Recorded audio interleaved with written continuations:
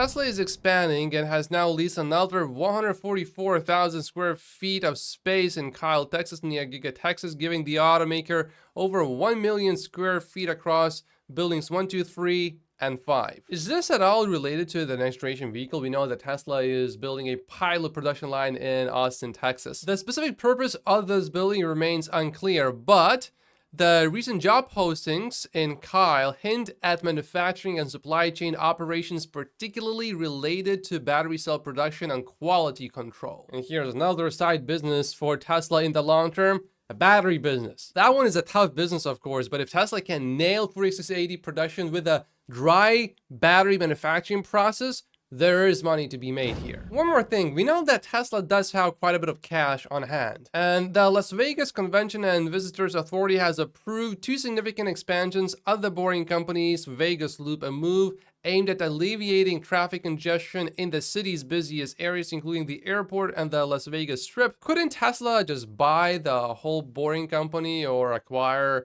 a 51% share in it or something like that? I'm not saying do it, but maybe it's something that Tesla should at least entertain, especially because when robotaxis will be solved, Elon Musk believes that traffic will get a lot worse because getting around will become so much cheaper, that more people will have places to go. And I find it so funny, all these Raptor people being like, you know, the Cybertruck can only tow this many pounds, this many minutes. And it's like, when was the last time you towed? So you buy your truck because it's cool. Now this person's doing the same. You're just mad because they upstaged you. But also, Cybertruck is going to be very useful at construction sites because it's just so difficult to damage it. And also it's cool. Gary commented on today's Tesla stock noise. When a Wall Street analyst downgrades a growth stock to a sell, it's more often than not a reflection that near-term expectations, volumes, revenues, earnings, are too high, rather than a longer-term view that valuation is too rich. Gary just took an FSD ride with Bradford, took a mostly autonomous ride through the most difficult sections of Chicago with Bradford, courtesy of FSD v12. My conclusions: smooth, confident, generally intervention-free, but gets stuck occasionally when it encounters cement trucks, semis, and roads closed due to construction. Ran a few stop signs where there were no cars coming the other way. Very comfortable letting FSD v12 drive in Chicago City traffic. By ran a few stop signs, I assume Gary means it slowed down, but it did not come to a complete stop. I assume it came to a comfortable stop, a rolling stop. He did not mention that explicitly though, but that's what I assume because that's what FSD often does from the videos that I've seen. And look, it's no longer a question, will FSD work?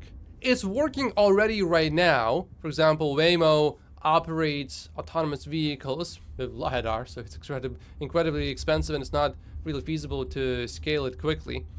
The question now only remains is, how exactly will it be solved? And I believe the vision-only approach is going to prove to be the best way to go about it in the long term, to scale to every city in the world. Elon replied with major improvements to this post from Omar. So excited for V12.3. Hope it fixed the slowness and hesitancy of 12.2. A Tesla full self-driving timeline has been shared. Elon actually replied with exactly to this timeline. Number 1, it's impossible. We are over that right now because Waymo has done it. Oh, it's a gimmick. Some people still say that when we look at Waymo. Number 3, only works outside towns. You haven't tried FSD if you think that. Disengages all the time in cities. Number 5, drives like a teenager. With FSD 12, likely this is where we are right now. Sometimes does something weird. That's coming. Number 7, doesn't work well in Sri Lanka. I have some of my friends actually visiting Sri Lanka right now. They loved it there. Number 8, my grandma still drives manual.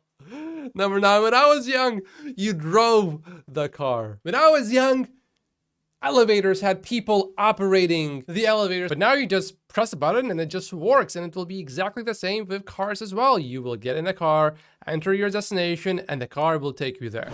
James says, how do people see these patterns on a chart and think technical analysis has no merit? I agree with this below. We got the obvious moat, we got the obvious boat. Looks like the boat is about to give way because if that bear flags measure moved comes to fruition, downside should generally equal length of the flagpole. then 144-ish gap fill is definitely in sight. So that's the boat. His point is, if we close significantly below this line, that would be a negative for the stock in the short term. If technical analysis really works, what we should see is Tesla stock rallying back to this trend line, just like it did here and then here. And it sort of tried to do that here, but it didn't go all the way here. I will let you in on a little secret. About 10% of this channel's viewers are women. So to all of you girls watching this, I hope you enjoyed this stock astrology segment.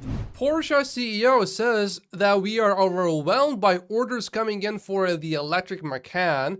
We are confident it's going to be a hit. They received 10,000 orders for the new car in 4 weeks since the Macan made its debut, which would be about 200x fewer than Cybertruck orders. If you remember, Tesla has received 325,000 pre-orders for the Model 3 in 1 week, not 4 weeks. Elon Musk says cool about DeMuro reviewing the refreshed Model 3 and calling it the greatest appliance ever made. Not particularly the most exciting car to drive, but the best car ever made that can get you from point A to point B. This isn't an exciting car, not a particularly fun or thrilling one, not a car that arouses your passions, but it is a great car for its intended purpose, making commuting as easy and simple and pain-free as possible. That's what it's for, and that's what it does fantastically. And the Doug score is here, 63 out of 100, which puts the new Model 3 here against rivals.